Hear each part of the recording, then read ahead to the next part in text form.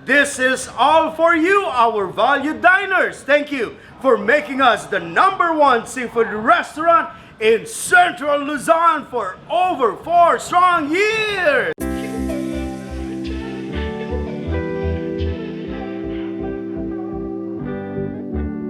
You don't forget.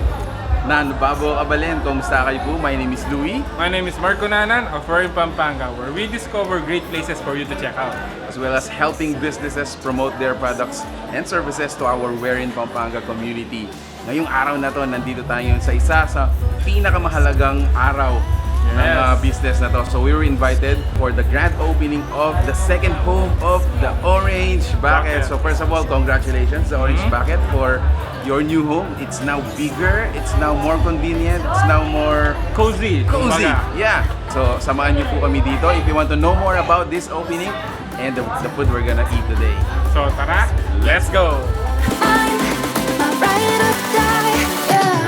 This is the Orange Bucket's new house. So located po ito sa MacAurthur Highway. Ang pinaka-landmark na guys is yung may Colegio de Sebastian. This is the place guys. Take a look at this. This is the newest home of the Orange Bucket. Just disclaimer guys, this is not the usual dining setup. Just for this vlog. Dito tayo kakain mamaya then. And later on we're gonna eat. The feeling I will forever miss. So there you have it guys. Once again, we would like to thank you for being with us in this vlog. I can still remember nung opening ng the Orange Bucket dun sa former house niya, dun sa may San Miguel. So we also have other dishes aside from the Big Bang Seafood Bucket.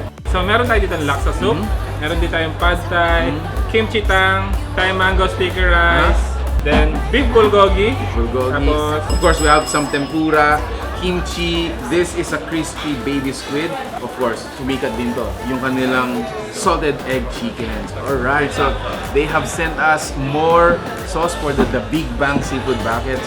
So what we've just added dun sa Big Bang Seafood Bucket natin is the 2.0 sauce. It's an upgraded taste of the sauce. It's now tastier. It's more savory, guys. They added more, herbs and spices to it para mas mag-enjoy yung mga kumakain po dito. next thing to do, taste test. Alright, so I wanna try yung kanilang Ako hindi pa ako nakapunta ng Thailand. Pero grateful ako sa mga ganitong restaurant. At least they allow us to experience yung mga food. Let's taste it guys.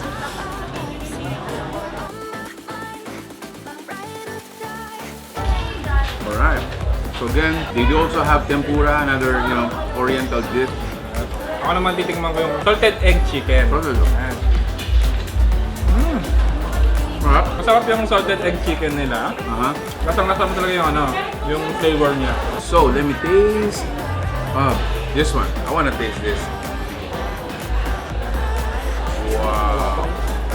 The Orange Bucket became famous dito sa mga Cajun fusion seafood bucket nila. They are very iconic. Again, dun sa logo nila na, of course, Yung bucket mismo. the Orange Bucket, yeah. Oh man, can't go wrong guys. You can't go wrong. If you're a new diner dito sa TOB, and if you are to ask kung ano yung Dapat orderin. yeah, Number 1 tong the Big Bang Seafood Bucket, yeah. Malalaman mo talaga na sobrang fresh ng mga seafood nila. It is actually. So At the same time, malalaki yung mga serving. they have become a master of their own craft.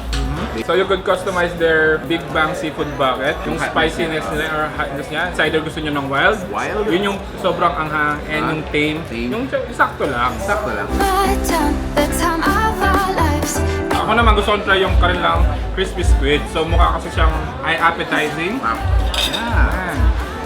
Good thing, again, we have these kinds of restaurants available dito sa Pampanga that we can actually enjoy, such as this crispy baby squid. Wow! Oh yeah. Sobrang crispy, at the same time, malalasaan mo pa rin yung lasa ng squid. Then, add mo yung flavor na linagay nila. Sobrang sulit.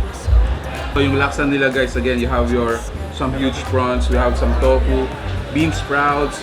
To my surprise, actually guys, it is very, very authentic. So, this is it, the moment of truth, guys. So ako naman titikman ko na lang yung mga kimchi tang nila. They served this kanina, sobrang init. And ngayon titikman natin. I thought I looked smooth in your eyes and tried to make a move. Oh, wow. Sakto yung anghang, may kick, at the same time malasa. Makakarami ka nito for sure pag natinikman mo. Well, ako siguro yung taste ng laksa natin, it's for you to find out. That's my dare. If you have tasted other laksa soup in the past in other restaurants, compare it with this one. Really, guys, compare it with this one. On my mind, my ride or die, yeah. So next naman titikman natin yung kanilang beef bulgogi. Beef bulgogi. So ito yung yung mga added Korean dishes nila. Yes. So soon, mas madadagdagan pa. So when they serve this, it's really steaming. It's hot. Oh, wow. Actually, masarap siya. At the same time, malasa. If you haven't tried any Korean dishes, I think you gotta start with this. Yeah, beef bulgogi nila.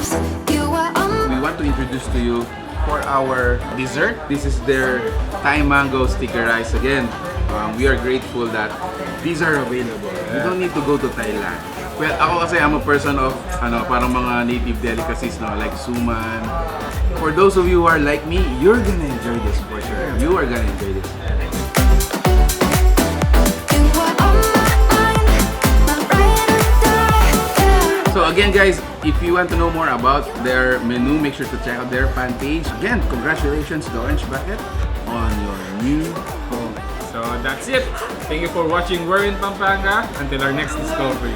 Peace out. Bye, guys. Thanks for watching. Don't forget your first love. We were young and wild. We were up all night.